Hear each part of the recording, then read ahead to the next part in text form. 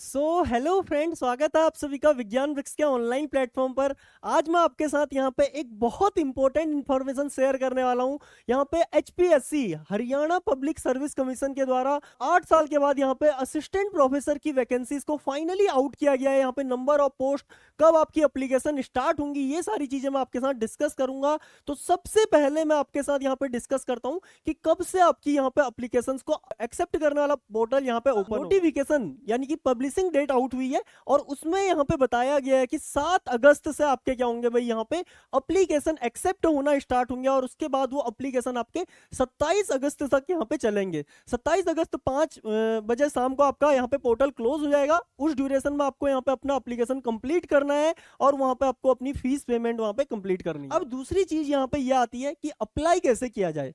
तो अप्लाई करने के लिए आपका जो प्रोसीजर है वो यहाँ पे विज्ञान वृक्ष एक वीडियो के थ्रू 7 अगस्त को जब पोर्टल ओपन होगा तो यहाँ पे अपलोड कर देगा, जिससे आपको यहाँ पे आसानी हो एप्लीकेशन अप्लाई करने का जो प्रोसीजर है उसे समझने में। अब तीसरी चीज यहाँ पे यह आती है कि यहाँ पे टोटल नंबर ऑफ वैकेंसीज कितनी है। तो मैं यहाँ पे पर्टिकुलरली बात करूंगा केमिस्ट्री डोमेन की।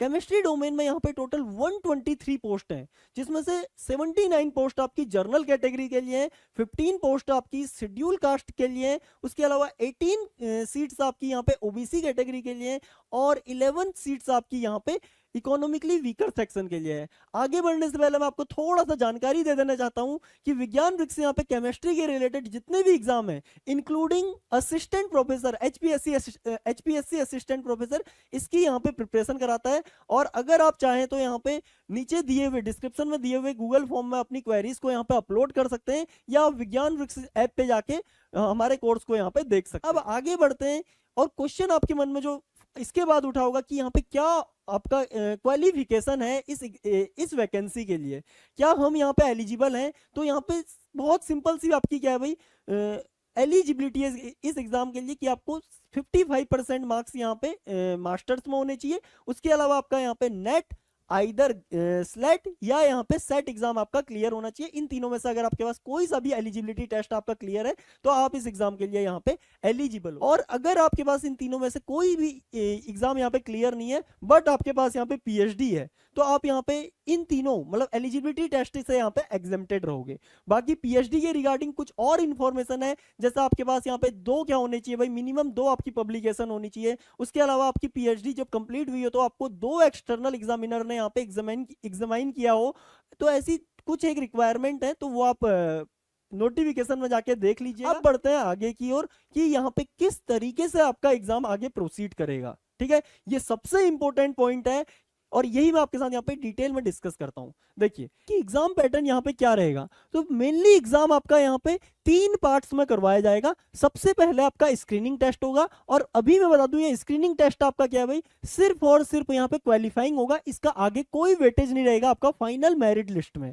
ठीक है, स्क्रीनिंग टेस्ट में आपके 100 क्वेश्चन रहेंगे और 2 घंटे का यहाँ पे ड्यूरेशन रहेगा। तो आपको इसमें 25% नंबर लेके आने मिनिमम। उसके अलावा में भी कई बार क्या होता है, ज्यादा लोग अगर पार्टिसिपेट कर कट ऑफ में भी थोड़ा बहुत ऊपर चली जाए, लेकिन यहाँ पे 25% की आपकी मिनिमम रिक्वायरमेंट रहेगी। उसके अलावा जो दूसरी चीज है यहाँ पे, जैसे केमिस्ट्री में यहाँ पे 123 पोस्ट है तो इसके 4 टाइम्स स्टूडेंट लिए जाएंगे आगे आपके सब्जेक्ट टेस्ट के। फिर सब्जेक्ट टेस्ट आपका यहाँ पे बहुत ज्यादा इंपॉर्टेंट है क्योंकि सब्जेक्ट टेस्ट में मेनली आपके जो क्वेश्चन होंगे वो सब्जेक्ट रिलेटेड होंगे। और इसके अलावा यहाँ पे क्या है भाई, आपका 87% वेटेज 87.5% वेटेज जो रहेगा वो इसी सब्जेक्ट टेस्ट का रहेगा। और सब्जेक्ट टेस्ट में आपके हाफ स्टूडेंट यानी कि जैसे 124 के 4 गुना हमने स्टूडेंट लिए थे तो इसमें से आधे स्टूडेंट आगे इंटरव्यू राउंड के लिए क्वालिफाई कर दिए जाएंगे on the basis of their marks और आधे स्टूडेंट्स को यहाँ से एलिमिनेट कर दिया जाएगा। फिर जो ये आपके बचे हुए स्टूडेंट्स हैं इनमें से आधे स्टूडेंट आपके इंटरव्यू में क्या होंगे भाई, पास होंगे।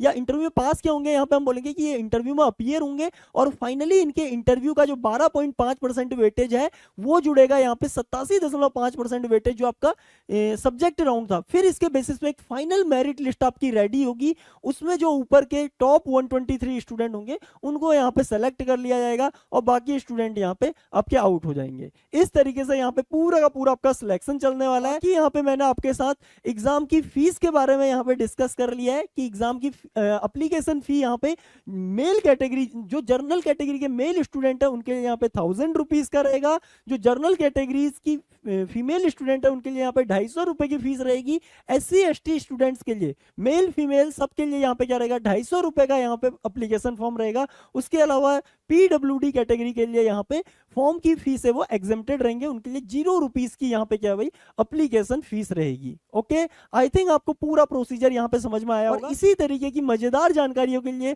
लेटेस्ट अपडेट के लिए आप सब्सक्राइब करिए यहाँ पे विज्ञान वृक्ष चैनल को। अब मिलेंगे अगली वीडियो में किसी मजेदार और किसी इंटरेस्टिंग और किसी यहाँ पे खुशखबरी के साथ आपके सामने। Till then thank you, bye bye. और इसी तरीके